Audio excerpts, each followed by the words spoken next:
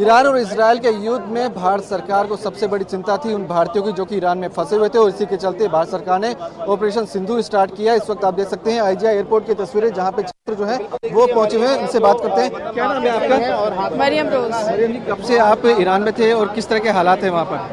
वह हालत जब हमें इवैक्यूएट किया तो उतने खराब हालत नहीं थे। आप कहाँ रह रही थी ईरान में? उर्मिया में। कब से रह रही थी? जब से एडमिशन हुआ है 3 साल से 4 साल से। तो इतने बुरे हालात नहीं थे आप कह रहे हैं, लेकिन जिस तरह से बताना है कि वहाँ पे काफ़ी बमबारी हो रही थी, लगातार देखा जा रहा था कि इजराइल की तरफ से अटैक किए जा रहे थे, तो जब आप वहाँ से निकाले गए, भारत सरकार ने आपको वहाँ से निकाला, तो पूरा रूट जो है वो आपका क्या रहा और किस तरह से आप अर्मेनिया पहुँचे? हम उर्मिया से अर्मेनिया गए बस के थ्रू।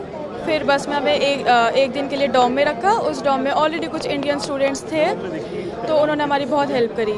फिर वहाँ से हमें अर्मेनिया एयरपोर्ट पे लेके गए और वहाँ से फिर दोहा एयरपोर्ट पे थोड़ा रिफ्यूलिंग के लिए, प्लेन को रिफ्यूलिंग के लिए थोड़ा वेट किया।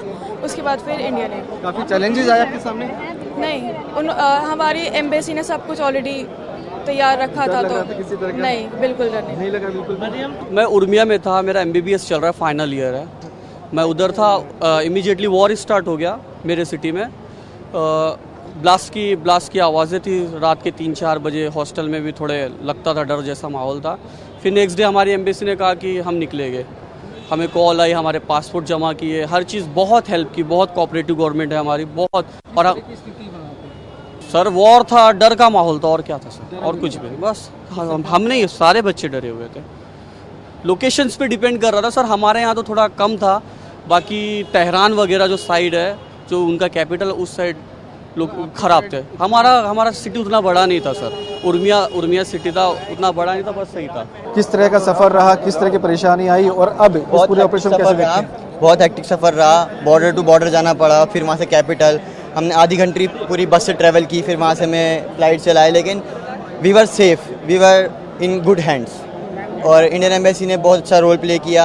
हमें लोग भी अच्छे मिले, हमें खाना वाना भी अच्छा मिला, इंडियन खाना बहुत दिनों बाद। और जो है अब जो इंडिया आकर बहुत अच्छा लग रहा है, और बहुत थके हुए भी हैं, but they to care very goodly. जहाँ पर रह रहे थे वहाँ के हालात क्या थे? हालात वहाँ के कैसे बयां करूँ मैं? हालात वहाँ के, इंटरनेट नहीं चल रहा था, घर से कांटेक्ट नहीं हो रहा था उर्मिया के अंदर, और ड्रोन्स गिर रहे थे, और बिल्डिंग्स में अटैक्स, ये सब चीज़ें देखने को मिल रही थी। पहली बार लाइफ में सब कुछ था, बट देखो आ गए, इंडिया ने बचाया हमें। अर्मेनिया पहुंचे, कितनी राहत महसूस करी उस वक्त आपने?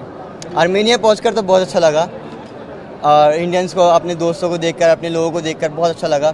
हम साथ में थे, हमने अच्छा खाया पिया, एंजॉय किया रास्ते को। लेकिन एक डर भी था दिल में, लेकिन एक था कि हम खुशी ईरान से निकल गए।